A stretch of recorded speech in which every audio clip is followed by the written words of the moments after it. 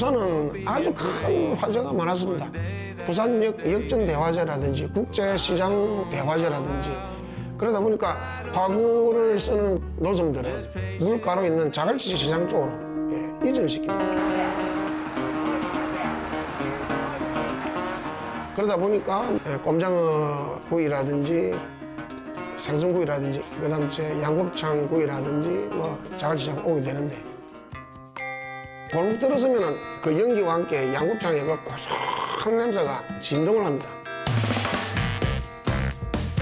양곱창 집 한 200~300개 정도가 집단에 되어 있었죠. 오랜만에 오네. 네, 안녕하세요. 요새는 구성이 어떻게 돼요? 옥창, 대창, 양, 세 개. 첫 번째 위. 양 긴 머리? 네. 그다음에 대창? 대창. 아, 그다음에 곱창. Where's the magic gone? 60년 전에 처음 하실 때 손님이 주로 뱃사람들이신가요? 배사람들 곱창집이 많이 왔지. 많이 먹고 또 배에서 먼 데로 가기 때문에 싸갖고 가서 먹었지. 보름씩 배 타다가 제일 먼저 들르셔요. 육지에 첫 발을 내디면 고기가 먹고 싶죠. 양곱창을 한 접시 시키면은 연탄에 석쇠를 올리죠. 석쇠가 밝게 열이 오르죠. 거기에다 양곱창을 올립니다. 올리면 치익 하면서 그 기름이 떨어지면서 붉은 불꽃이 또 파파팍 하면서 치오릅니다. 여기가 막 몽기몽기 나면은 온 입에 침이 돌고 진짜 술꾼들은 그거 보면서 일단 한 잔 먹게 되는 쳐다보고 있는 그 자체가 아주 환상적인 그런 이 냄새만 가지고도 안주가 될 정도로 너무 맛있는 냄새가 코를 자극을 하죠.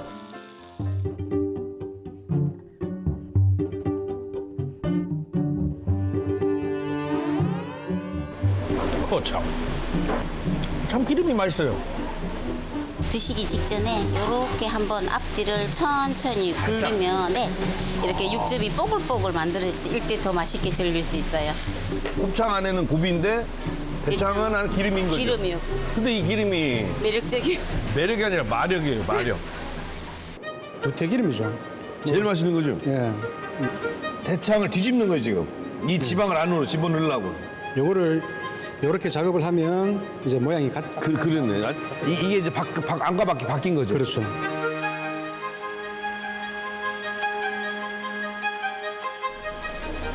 양긴머리는 이 식감이 좋아요. 여기 으그작거려. 이 고기 같지 않은 식감. 매력이 다 다른 것 같아요. 대창하고 곱창하고. 부위별로 네. 아가씨들은 맨날 다이어트 한다면서 대창 좋아하고.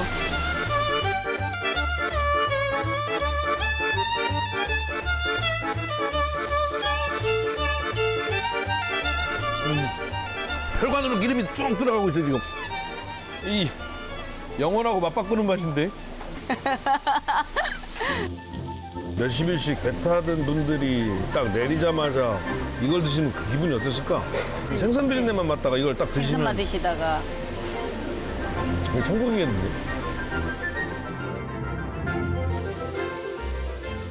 소를 한 마리 도축을 하면은 잘 추린 고기가 정육이고 남은 것들은 지금 표현으로 이제 부산물들인데 탕을 소머리곰탕, 우족탕, 무릎에 있는 도가니는 도가니탕, 그다음에 피만 넣고 하면은 선짓국, 우미증방이라 그래서 속꼬리찜, 내장탕이 있고 소 내장으로도 순대를 만들었거든요.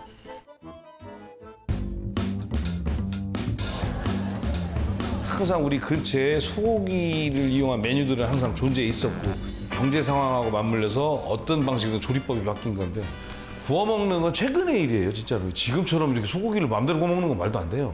어렸을 때는 구워 먹는 소고기라는 것보다는 끓여 먹는, 제일 많이 끓여 먹던 게 집에서는 곰탕이라는 단어를 많이 썼잖아요. 우리가 이제 흔히 말하는 이제 국거리라고 부르거든요. 그 양지 머리, 사태. 이제 이 부위는 목심. 사실 제일 맛있는 게 이게요, 이게. 엎친살이에요, 엎친살. 그래서 이런 고기들이 고소하고 맛있습니다. 가장 기본적이고 쉬운 음식. 물론 정성은 들여야 되지만 깨끗한 고기를 푹 고우면 국물과 기름이 나오고 그 다음에 이 고기는 수육으로 쓰면 되고 곰탕은 말 그대로 고기를 고운 국물이거든요.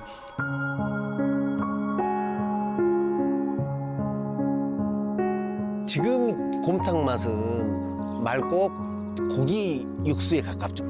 근데 이제 과거에 그 부산물이 들어간 육수는 조금 약간 더 걸쭉하다고 봐야 되나요?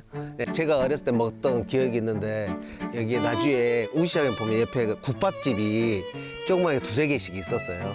그 나주 곰탕 국밥인데 가마솥 큰 데다가 보글보글보글 막 끓어오릅니다. 거기에 들어가는 게 소, 양, 새끼뽀, 염통, 허파. 시골 사람들 고기를 평상시에 많이 못 드시는데 부산물을 이렇게 많이 주시니까 그거 맛있거든요. 그때는 부위별로 고기가 내장 같은 거 많이 써가지고 씹히는 맛이 틀려요. 묵으면 아주 그냥 절로 아주 한 그릇이 뚝딱 넘어갑니다, 그게.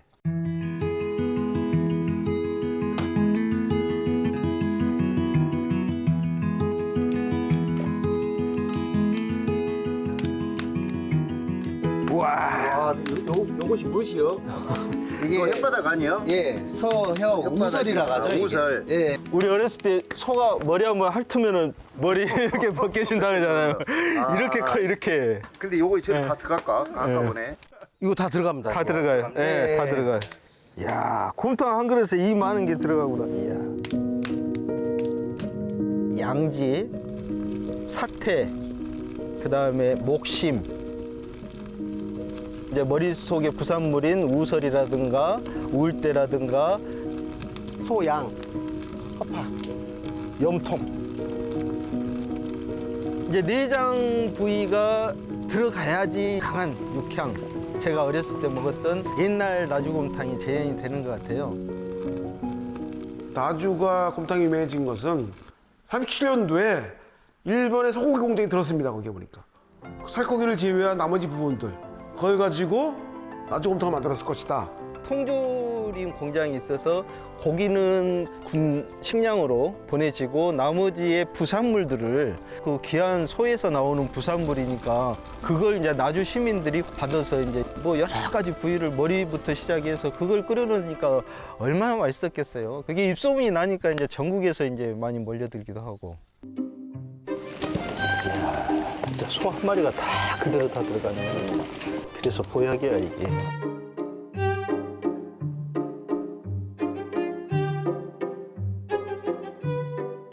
소, 양이구만요. 이거 드셔보세요. 양 진짜 맛있어요. 몸에. 어이구. 몸이 만나갔다. 아이고 부드럽게 삶으서 양지, 우설이라든가 염통. 아, 몸에는 굉장히 좋겠죠.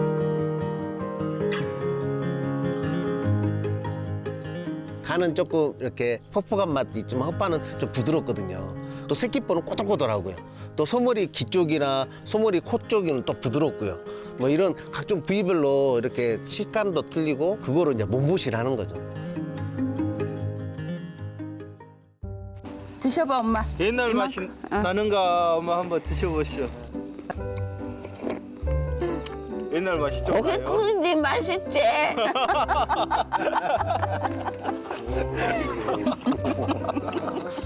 아따 왜 어처불어 또. 설렁탕은 되게 서민적인 음식이었지만 곰탕은 비싼 음식이 아니었나. 끓여 먹는 방식이 똑같은데 설렁탕은 머리 중심, 뼈 중심으로 가는 것 같고 곰탕은 내장 중심으로 가는 것 같아요.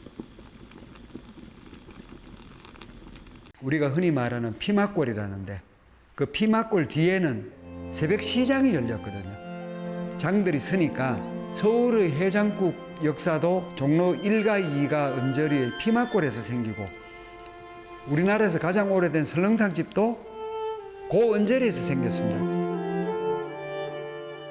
저희 가게가 지금 117년 됐죠.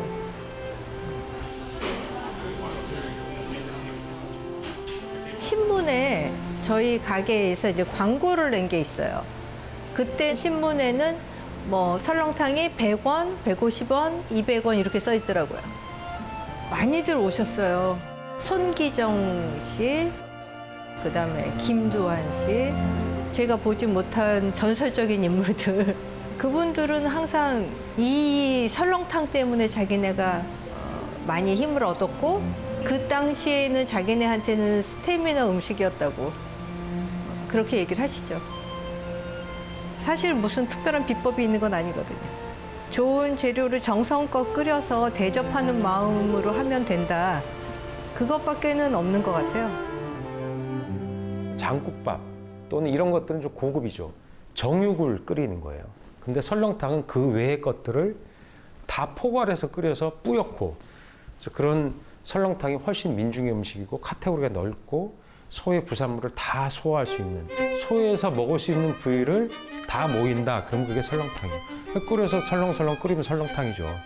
뽀얗게 되니까 설렁탕이기도 하고. 저희들이 뼈가 3가지가 들어가요. 소 사골, 소 잡뼈, 그리고 도가니뼈라고 있어. 이 무릎뼈.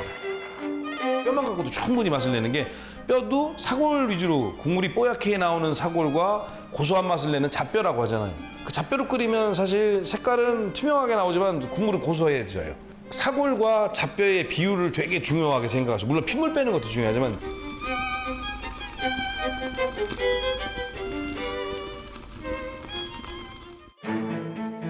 고기는 양지하고 그 소머리, 예, 그리고 스지. 고명에는 머리고기 하나, 그리고 양지, 그리고 지라라고 있어요.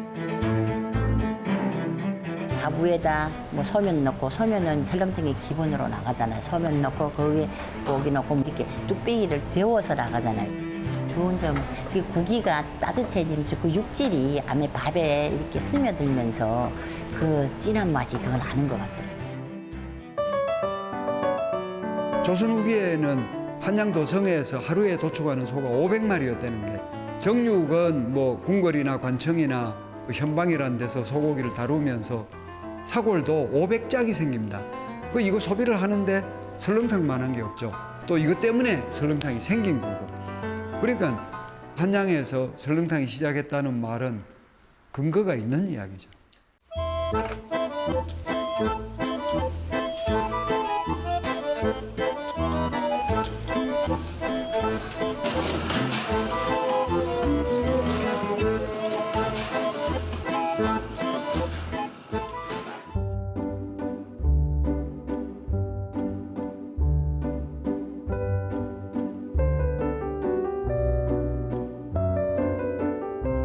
푹 비면은 어느 부위가 맛있는 줄 몰라요. 그것도 이제 알맞춰 갖고 와야 고기도 찔기찔기하니 맛있고. 소는 눈 밑에 볼태기, 이 양쪽 입 그런데 살이 많아요. 소 새바닥 좋아하는 사람도 있고 껍데기 좋아하는 사람도 있고, 고기도 부드럽고 뗄 수 있으면 이빨이 있는 데가 맛있어요. 각처에서 다 소로 물고 갖고 여기 그 소전 젖에도 이래 지단한 의자 놔놓고 또 소머리 국밥 하면 한 그릇에 150원, 200원. 소머리국밥의 매력은 뭐 고기잖아. 일단 콜라겐이 풍부한 고기. 그게 이제 머릿고기가 갖고 있는 게 사실은 되게 질긴 거지만 이게 오래 삶으면 콜라겐은 말캉말캉해지는 거니까, 국물과 같이 먹을 때, 건더기 먹을 때 이 건더기의 매력, 쫄깃하고 약간 찔기찔기 젤리 먹는 듯한 그 식감, 그다음에 그거를 건져서 양념장 찍어 먹을 때 그 느낌. 소머리국밥은 또 다른 장르죠.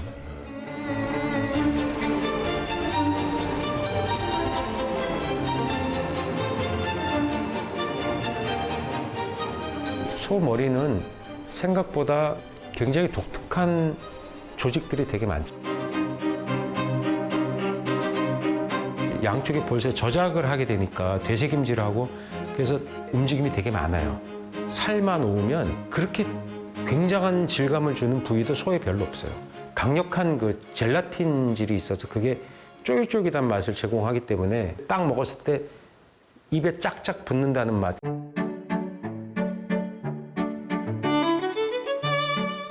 소 머리에는 볼살, 그다음에 이보구니살, 눈살, 뿔살, 이근이살, 목덜미살, 첫 번째 콧살, 앞에 우설살, 그다음에 중간 손 있고 까지 10가지 분류로 나눌 수가 있습니다.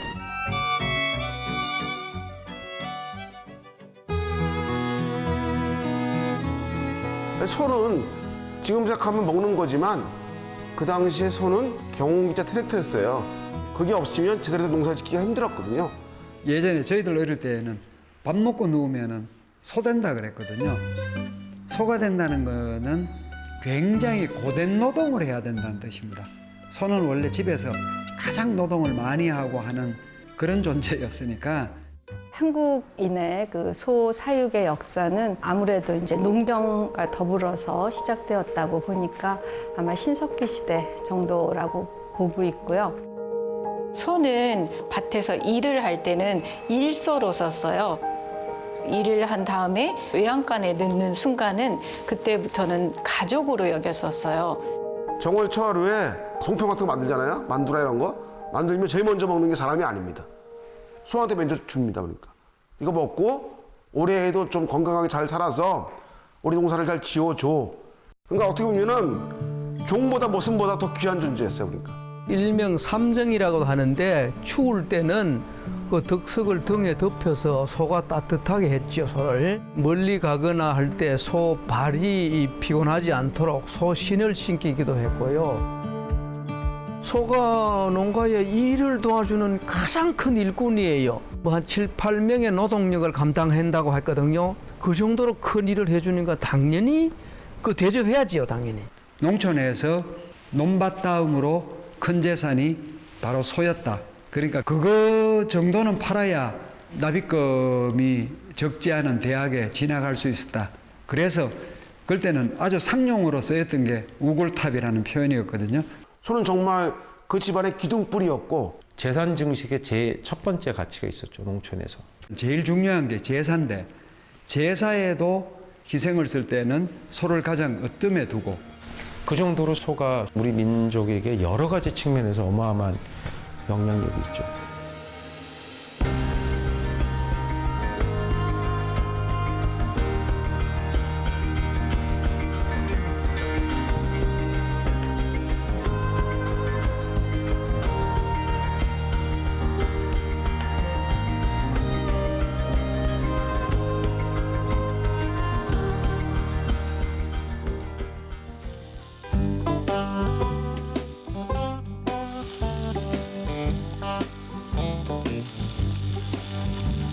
I signed my name on a dotted line and it was good, good, good. The cows got milk at supper time and it was good. 대구가 경부고속도로가 개통되기 전까지 엄청난 그 재력과 또 도시로 몰려드는 수많은 산업 인력으로 인해 가지고 식문화는 굉장한 버전으로 발전해 왔다.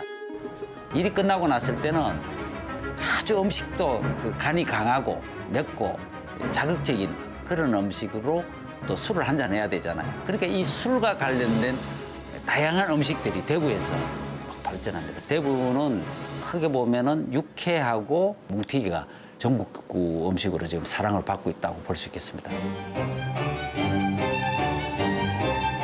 다른 도시에서는 생고기 형태로 먹는 것이 잘 없는데 대구에는 식도락과 미식가들이 많이 또 포진되어 있다 보니까 이게 대구의 신미로 이렇게 발전되어 온 것 같습니다.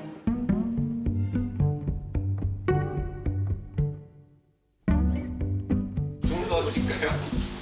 오늘 다 있어요? 네, 오늘 지금 다 못 받았다. 아무래도 뭉티기가 제일 많이 떨어지죠. 그치, 생고기가 제일 먼저 떨어지지. 뭉티기하고 오드레기하고 등골. 오늘 뭉티기가 좋은가 나쁜가를 딱 볼 때 비교하는 게 뭐냐면 딱 받자마자 접시를 딱 들어야 돼. 그게 떨어지지 않아야 돼, 고기가. 그만큼 찰기가 있어, 찰떡처럼. 근데 떨어지면 그냥 가버려야지. 이 콩나물도 여전히 주시네요. 고기 좋다. 배군 잘하네요. 와, 색깔. 이거 또 해봐야지, 검사해야지 우리가. 여전한 거 아닌가? 자, 이게 진짜로 우리 나갈 거야 아니면? 자, 봐, 진짜 고기인데 이렇게 돼 이게. 이거 봐, 안 떨어지잖아요. 이거. 진짜로 이게 마술이 아니에요. 자, 이래야 돼 이게. 이야, 진짜 이쁘다. 생고기를 안 먹는 사람도 앞에 같이 왔다 이거 보여주면 괜히 먹어보고 싶어져. 지방 하나도 없고 심줄 이게 원래 심줄이 없는 게 아니에요. 심줄 다 제거하는 거지.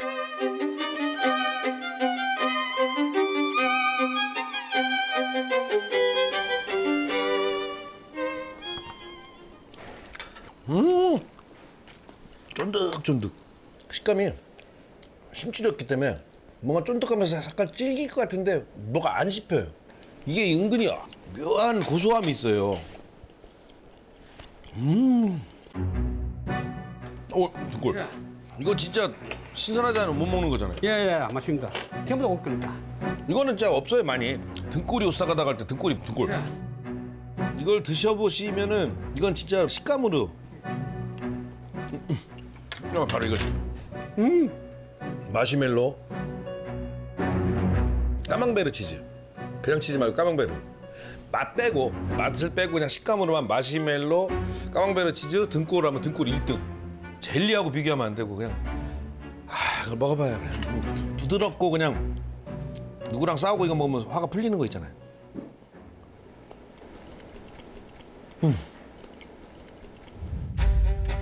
작은 거는 3마리 잡아야 한 살 나오고 소를. 큰 거는 2마리 잡아야 한 살 나와요. 동맥줄. 프라이팬에 해볼게네. 뭐 오돌로 하지도 않고 기름이 빠져야 되거든요. 고기는 이 연탄 뿌리기는 구워야 되겠다 싶어가지고 이렇게는 맛이 뭐 고소한 게 참 좋더라고요. 모드렉이네. 오독오독. 와, 모드레기가 그 정형하시는 분들이 몰래 먹었다는 썰이 제일 강력해. 당연히 소비자 입장에서도 아름아름 정형하신 분들이 숨겨놓고 먹는다는 부위를 즐기고 싶어 하니까 점점점 부위가 우리가 몰랐던 부위도 생기는 거고. 그냥 오드레기만 구웠으면 이 향이 안 들어가요. 기름이 딱 툭 떨어지면 그 순간에 연탄 불에 의해서 팍 하고 그 연기가 다시 한번 여기로 들어가는 건데 이 같이 굽는 양지가 기름이 많은 부위예요. 이 조합이 어마어마한 거죠. 지금 우리가 먹고 있는 소고기 요리는 사실 많이 없어진 거예요. 찾아보면 어마어마한 소고기 요리가 있어요. 우리 조선 그 고서 같은 데 보면 다양한 요리, 아주 어마어마한 요리법들이 있습니다. 미각 자체가 상당히 발달돼 있었다고 보시면 돼요. 조선시대 왕가에서 가장 많이 먹은 음식이 뭐냐? 살코기보다도 양이 많이 나옵니다. 그러니까 색깔도 예쁘고 먹기도 좋고.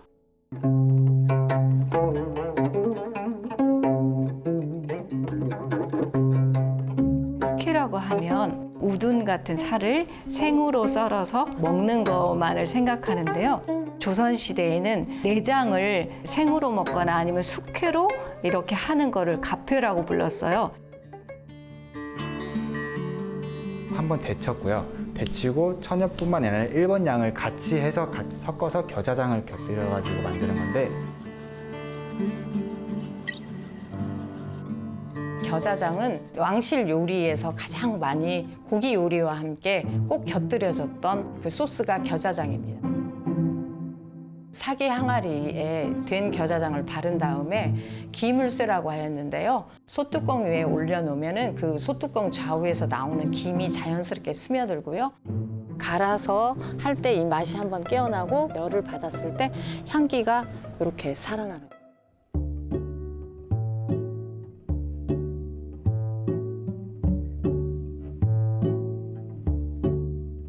소화도 잘 되고 고단백이고 이제 기름기는 없으니까요. 그것도 아주 별미죠.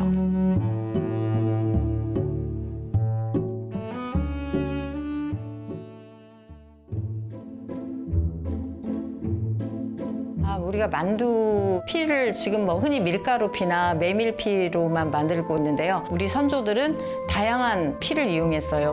양편법은 양을 이용해서 만드는 만두입니다. 일본 양을 살짝 데쳐서 최대한 잘게 썰어주는 게 중요해요.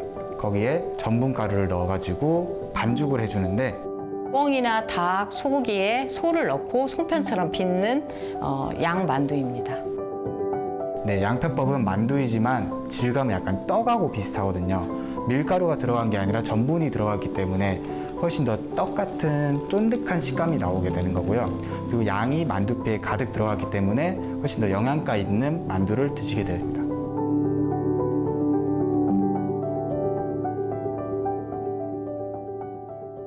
이장보장이라고 해서 동물의 장기를 음식을 해서 먹으면 사람의 그 장기도 좋아진다고 그렇게 생각을 했습니다. 나패탕이라고 되어 있는데요. 패를 주머니처럼 써서 그 속에 뭔가를 채워넣는다라는 그런 의미인데요. 폐나 기관지가 안 좋은 사람이 부추를 넣어서 먹게 되면 폐 질환이 이제 낫는다고 그렇게 봤죠. 식재 중에서도 소고기를 특별히 이제 좋아했던 이유가 맛이 이제 정갈하면서도 감칠맛이 있는데 깊은 맛이 나는 그런 장점을 잘 살리는 요리법들이 발달했었고 우리나라의 식문화를 만드는데 소고기가 그만큼 이제 기여한 게 크다고 볼 수가 있죠.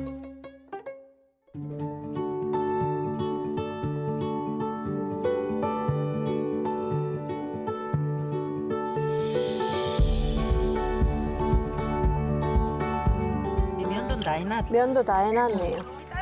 자, 네일 아트 시켜야죠. 거의 새 신사인데요. 족편은 시어머님은 엄청 많이 하셨죠. 행사가 많고 잔치 때 하는 음식이라는 거는 들은 것 같아요. 이제 우리 조상들은 우족을 이용해서 굉장히 아름다운 음식을 만들어 먹었어요. 족편이라는 음식인데 이미 조선시대 이제 아주 대표적인 콜라겐 푸드라고 할 수 있죠.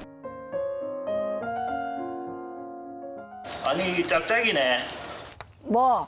이거 발이.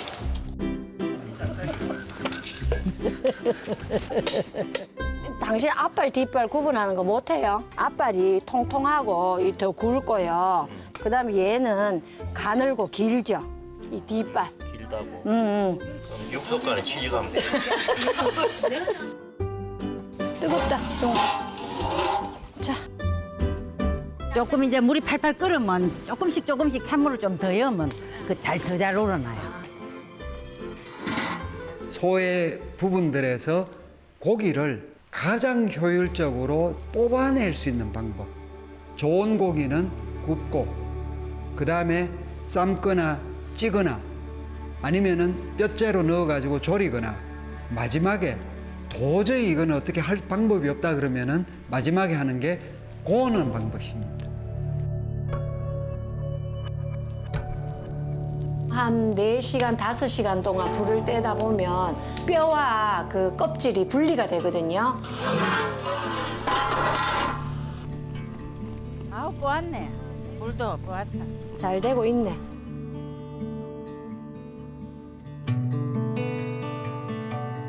껍질과 뼈가 분리가 되었을 때 껍질은 드러내고 그다음 뼈는 그대로 다시 우물을 더 부어서 뼈에 있는 여러 가지 영양소를 또 뽑아내요.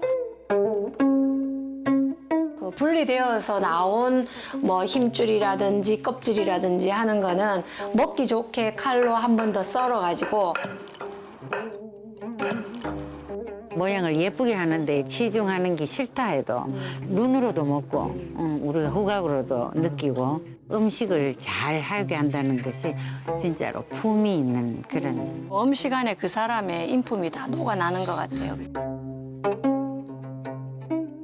뼈 우러난 물에 한 번 더 넣고 어우러지게 오랫동안 푹 끓여가지고 다리 쪽에 뼈가 많은 부분 조금 고기가 남아있을 때 고아서 젤라틴 성분과 얼마간의 고기와 지방과 이런 게 들어가 있는 뭉치를 틀에 넣어서 식히면은 이른바 우리가 지금 먹는 절편이다. 그게 어떻게 보면은 고기를 먹는 마지막 방식입니다.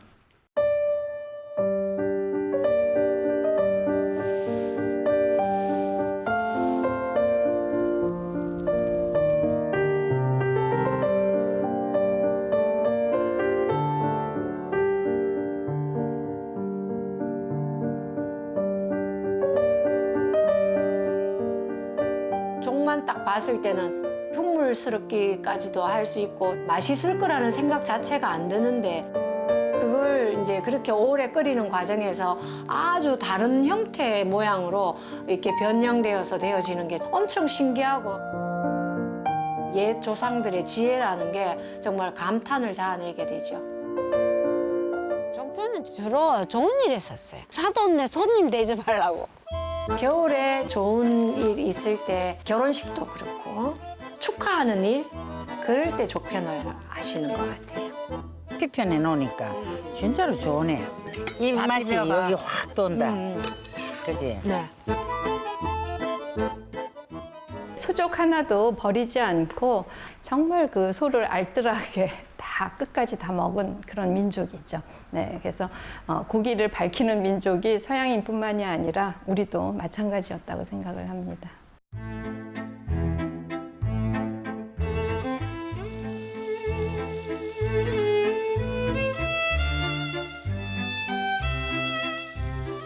소고기는 바짝 익혀 먹지 않아도 되고 또 얇게 잘라서 구울 수도 있고 빨리 먹을 수 있으면 안 타잖아요.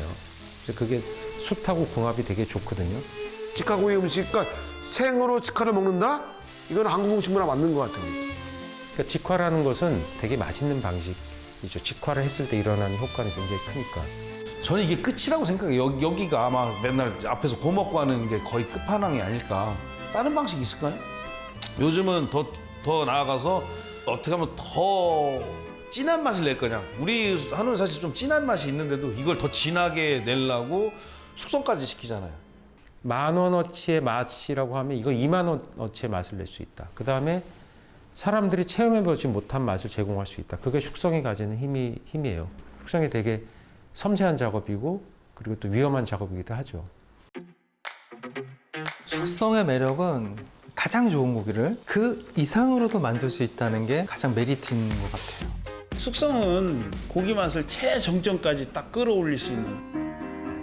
지인이 도축을 했는데 저희 육아공 공장에다 맡겨놨었어요. 계속 미룬 게 한 15일, 20일 이렇게 됐어요. 부패했다는 생각은 들지는 않더라고요. 향도 나고. 그래서 한번 먹어봤어요. 근데 고기 맛이 굉장히 좋아진 거예요. 감칠맛이 몇 배 이상 났어요. 감이 반시되면 막 굉장히 단맛하고 간맛이 굉장히 좋아지잖아요. 그거 똑같아요.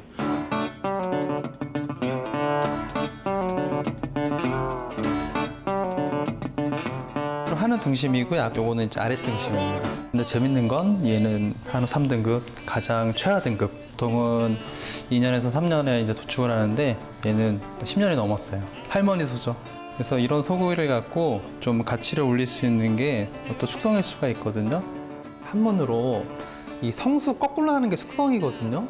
고기를 성숙시키는 거예요. 어린아이와 같은 본연의 맛은 갖고 있지만 잘 숙성을 하게 되면 보다 더 완전체가 되는 거죠.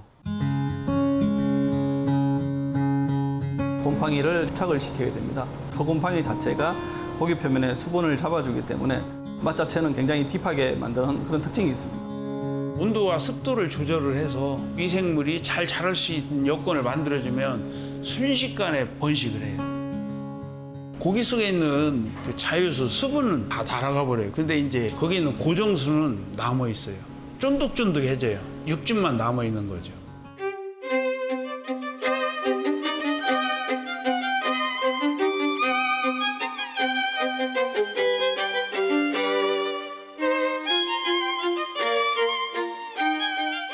한 달 정도가 되면 표면으로부터 이제 짙은 맛이 이제 나오기 시작을 하고요. 중장기 정도 되다 보면 조금씩 이제 안쪽에서도 농축되는 맛이 또 올라올 수가 있고.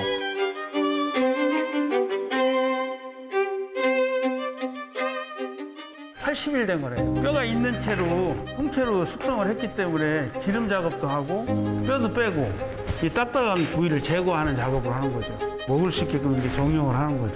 이런 거 이제 다 떼내면 빨간 이런 고기가 나옵니다.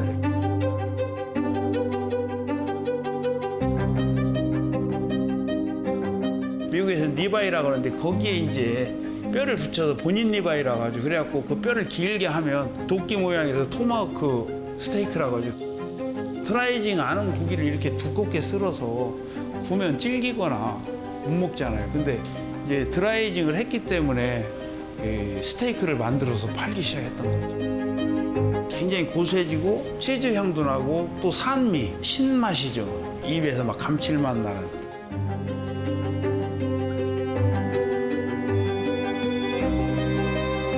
숙성의 어떤 완성도는 답이 없고요. 새로운 맛, 그러니까 일반적인 고기에서 느낄 수 없는 깊고 풍부한 새로운 맛을 또 나타내 줄 수가 있는 거죠. 자, 이거 이제 3달 됐는데 풀어볼게요.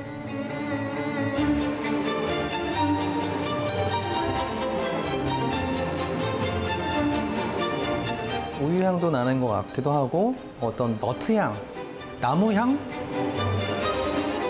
어떨 때는 뭐 블루치즈 맛도 나고 아니면 풀숲에 있는 젖은 풀 맛?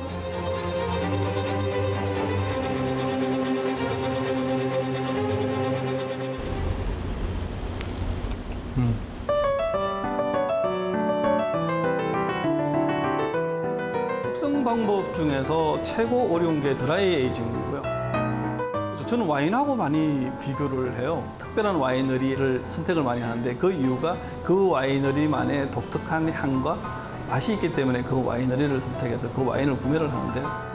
고유한 맛과 풍미를 만들어내는 거. 그래서 와인은 와이너리지만 뭐 미트너리? 뭐 이렇게 표현해도 되나요? 하여튼 그런 식으로 해서 저희만의 고유한 맛과 풍미를 만들어낼 수 있다 그러면.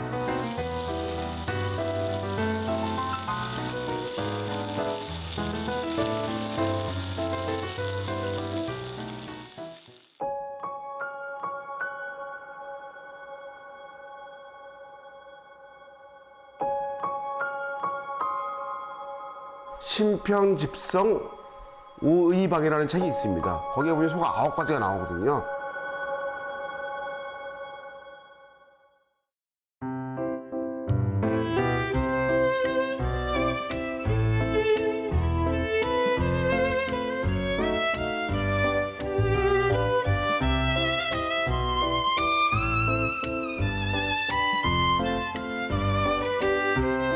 요즘은 그러니까 일제강점기 이후에는 소가 황소, 노란소 하나로 통일되면서 좀 다양성을 많이 잊어버린 것 같아요.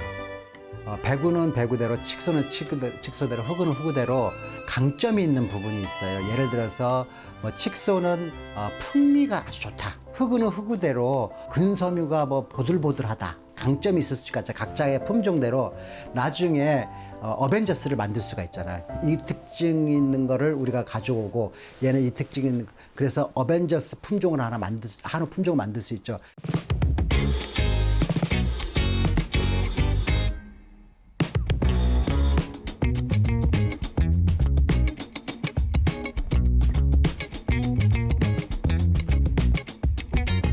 우리 저 황후 장군은 어미소가 수정란 이식 사업으로 태어난 소입니다. 키로수는 지금 1,400kg에 육박할 거로 지금 생후 40개월 생체중 1,200kg가 넘어가면 한우에 있어서는 슈퍼 한우라고 지칭을 합니다. 그냥 한 마리 똑같이 키웠는데 고기량이 2마리분이 나오니까 훨씬 더 경제적이겠죠. 근데 거기 플러스 건강에도 좋고 맛있는 마블링이 똑같은 조건에서도 확 이렇게 많이 끼는 거예요. 한국인의 입맛에 제일 맞는 한우의 어떤 자존심을 지키기 위해서 저희가 주력을 해서 소를 키우게 됐습니다. 과거에 지금처럼 마블링이 없었던 시절에는 일소였으니까 되게 지금처럼 지방이 많지도 않았을 거고 근육이 발달돼 있으니까 옛날에는 고기가 좋지 않았거든요, 보니까. 왜? 일소였으니까. 1974년도에 출한 개체들의 평균 체중을 보시면 358kg 정도, 근데 지금 2020년도에 705kg 정도로 50년 동안 2배 정도의 체중이 증가를 했습니다.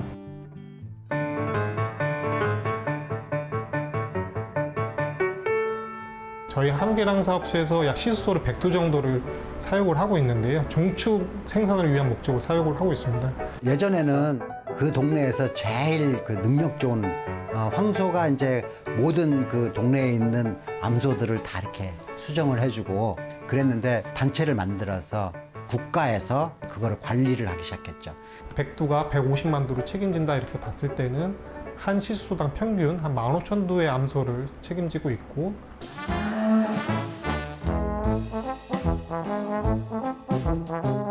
시소 중에서도 인기가 있는 시소가 있습니다. 그런 것 같은 경우에는 종자를 한 10만 개까지 생산을 하고 있습니다. 그렇기 때문에 이 시소의 가치가 저희가 추산하기로는 약 한 70억 정도, 시소당 평균 70억 정도로 생각을 하고 있습니다. 소비자가 나는 이런 고기를 생산할까 그러면 이런 능력에 가진 한우 정액을 가져다가 쓰는 거고 전반적으로 그게 우리나라 전체적인 한우의 능력을 향상시키는 아주 결정적인 역할을 했죠. 한우 개량에 대해서 상당히 만족을 하고 있고 1등급 출연율도 거의 80%에 육박할 정도로 개량이 잘 된 거로 알고 있습니다.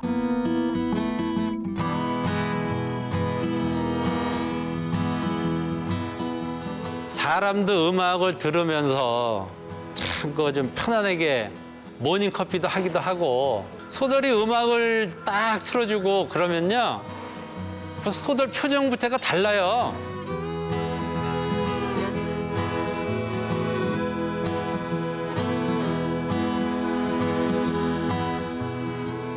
숯불 마블링이 높게 하기 위해서는 단백질이 최고 많은 게 옥수수입니다. 20마리 나가면은 한 19마리 정도는 완불, 투불 정도. 그 정도의 어떤 데이터가 있고요. 우리 한우 농가들도 되게 과학화돼 있어요. 사료가 어느 정도 어떤 사료를 어떻게 먹었는지가 다 자료로 남습니다.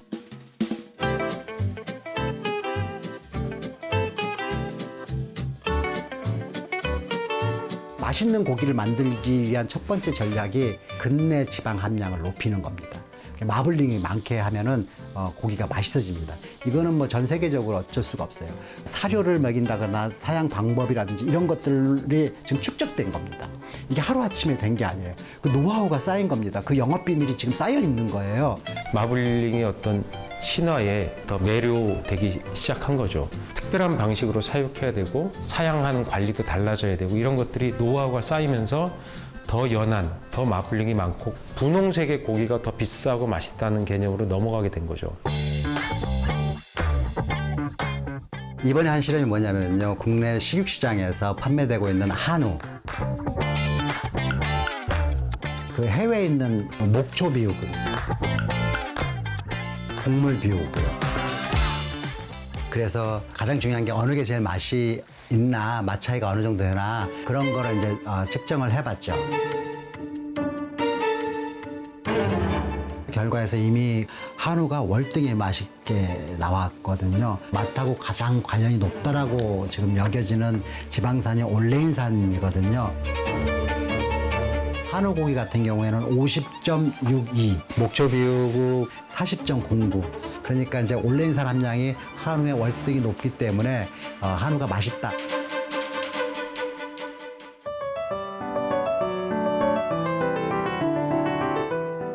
내장 쪽 중에 구이로 평상시 잘 안 먹는 것 중에서 오늘 한번 신기한 경험을 해볼 거를 준비를 해놓고 있어요. 우와.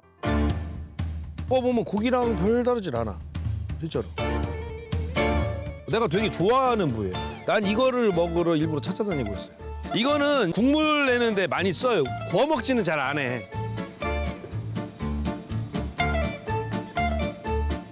혀? 아니. 맞아요, 맞아요. 아 진짜요?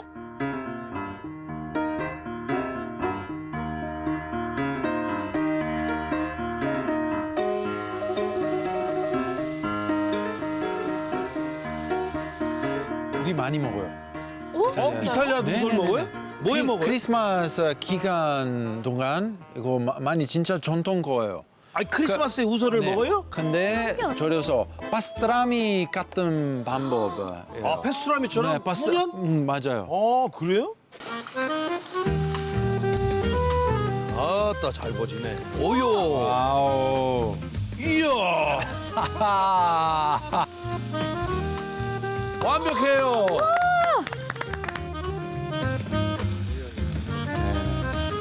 자, 가져갔어요.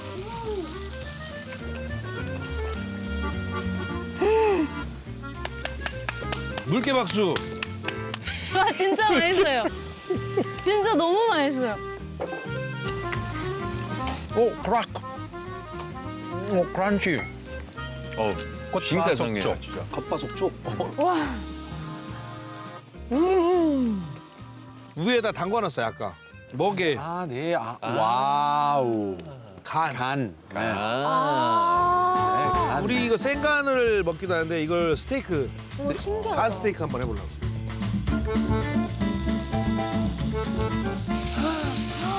와. 딥 바터.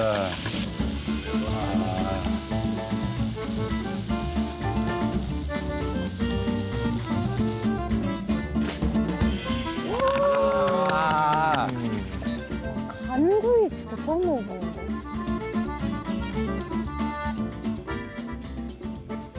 좋아. 약간 단맛도 나. 확실해요. 그렇죠? 와, 어떡해? 몇 시간을 기다린 거예요, 이거? 자, 사장님. 꼬리. 꼬리? 좋아해요? 네. 우와. 혀. 여기. 양 긴 머리. 이거 되게 비싼 부위예요. 꼬리 먹어볼래요? 꼬리? 내가 제일 좋아하는 부위인데. 오. 진짜 부드러워. 녹는다, 녹는다. 매력 있어요. 네. 꼬리. 너무 맛있어요. 세상에 나. 저기다 밥 말아 먹으면 끝이에요. 우리는 옛날에 소를 잡거나 돼지를 잡으면 행사예요. 그 지역의 축제고. 그 축제를 같이 즐기고 마지막에 고생했다고 끓이는 게 모든 걸 다 집어넣고 푹 끓여서 나눠 먹는 거 모든 사람이.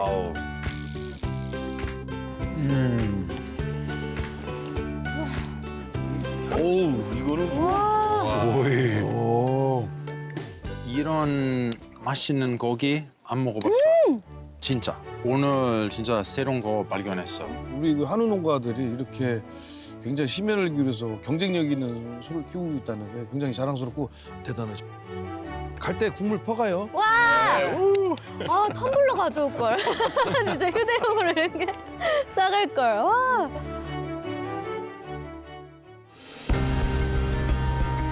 최소한 한반도의 소역사는 3,000년 정도는 되지 않겠느냐. 우리 민족과 같이 해왔고 가족과 같이 생각했던 게 바로 소였던 것 같아요. 전 세계에 딱 하나밖에 없는 한 나라에서만 키우는 한우는 유전학적으로 엄청난 가치를 가진 고기라고 보시면 돼요. 소고기 하면 항상 좋은 일이 있거나 뭔가 기쁜 일이거나 기념하는 날 먹었던 기억이니까 긍정의 단어. 행복에도 가깝고 그게 소고기의 매력이잖아요. 소고기는 인류 백당이다. 100가지 음식의 맛을 책임져서 완결 지어주는 식재다.